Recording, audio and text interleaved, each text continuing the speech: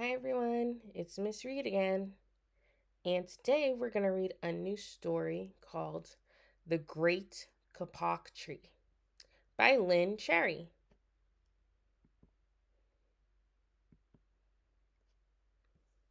What do you think that all this is?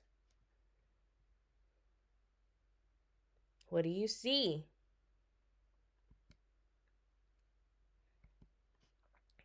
Two men walked into the rainforest. Moments before, the forest had been alive with the sounds of squawking birds and howling monkeys. Now all was quiet as the creatures watched the two men and wondered why they had come.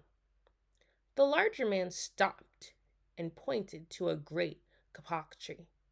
Then he left. The smaller man took the axe he carried and struck the trunk of the tree. Whack, whack, whack!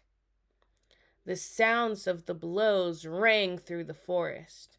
The wood of the tree was very hard. Chop, chop, chop. The man wiped off the sweat that ran down his face and neck. Whack, chop, whack, chop. Soon the man grew tired. He sat down to rest at the foot of the great kapok tree. Before he knew it, the heat and hum of the forest had lulled him to sleep. A boa constrictor lived in the kapok tree. He slithered down its trunk to where the man was sleeping.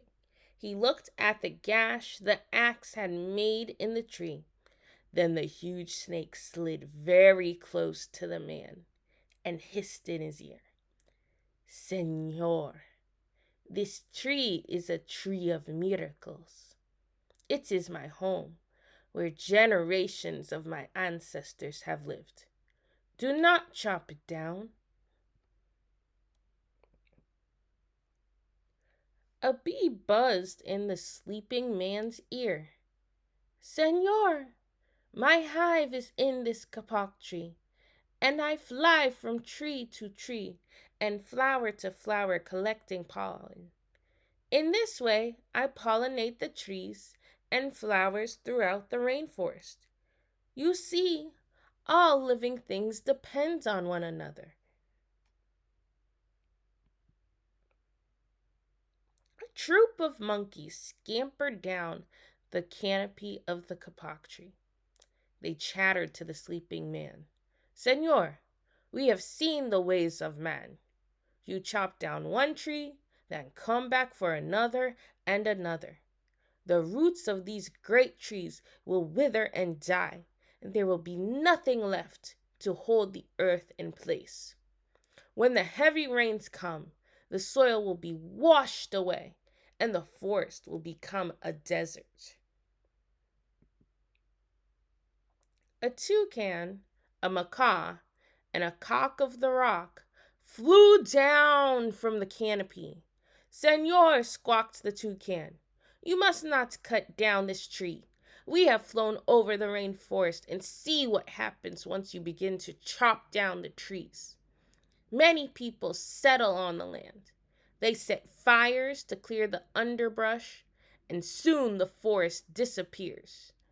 Where once there was life and beauty, only black and smoldering ruins remain. A bright and small tree frog crawled along the edge of a leaf. In a squeaking voice, he piped in the man's ear. Senor, a ruined rainforest means ruined lives. Many ruined lives. You will leave many of us homeless if you chop down this great kapok tree. A jaguar had been sleeping along a branch in the middle of the tree. Because his spotted coat blended into the dappled light and shadows of the understory, no one had noticed him. Now he leapt down and patted silently over to the sleeping man. He growled in his ear, Senor, the kapok tree is home to many birds and animals.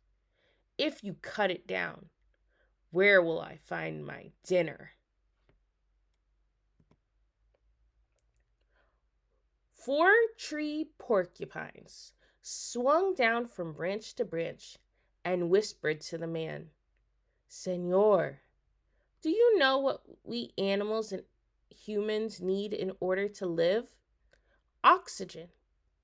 And Senor, do you know what trees produce? Oxygen. If you cut down the forests, you will destroy that which gives us all life. Several ant eaters climbed down the kapok tree with their young clinging to their backs. The unstriped anteater said to the sleeping man, Senor, you are chopping down this tree with no thought for the future. And surely you know that what happens tomorrow depends upon what you do today. The big man tells you to chop down a beautiful tree. He does not think of his own children, who tomorrow must live in a world without trees. A 3-toed sloth had begun climbing down from the canopy when the first men appeared. Only now did she reach the ground, plodding over so slowly over to the sleeping man. She spoke in her deep and lazy voice. Senor, how much is beauty worth? Can you live without it? If you destroy the beauty of the rainforest, on what would you feast your eyes? A child from the Yanomamo tribe who lived in the rainforest knelt over the sleeping man. He murmured in his ear, Senor, when you wake, please look upon us all with new eyes.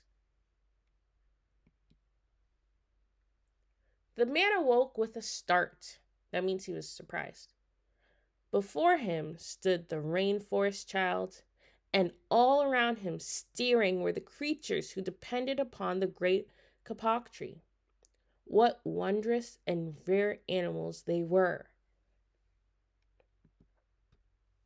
The man looked about and saw the sun streaming through the canopy.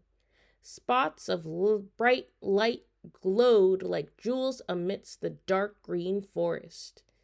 Strange and beautiful plants seemed to dangle in the air, suspended from the great kapok tree.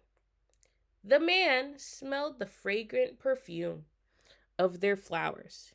He felt the steamy mist rising from the forest floor, but he heard no sound, for the creatures were strangely silent.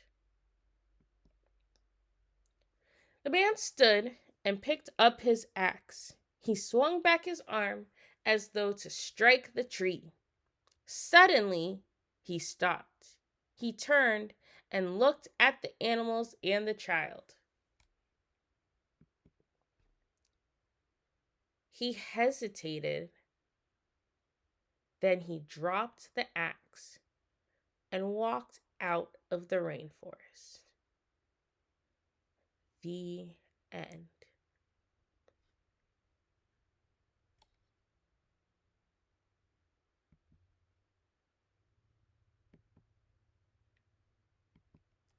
Now, Miss Reed has 2 questions for you today.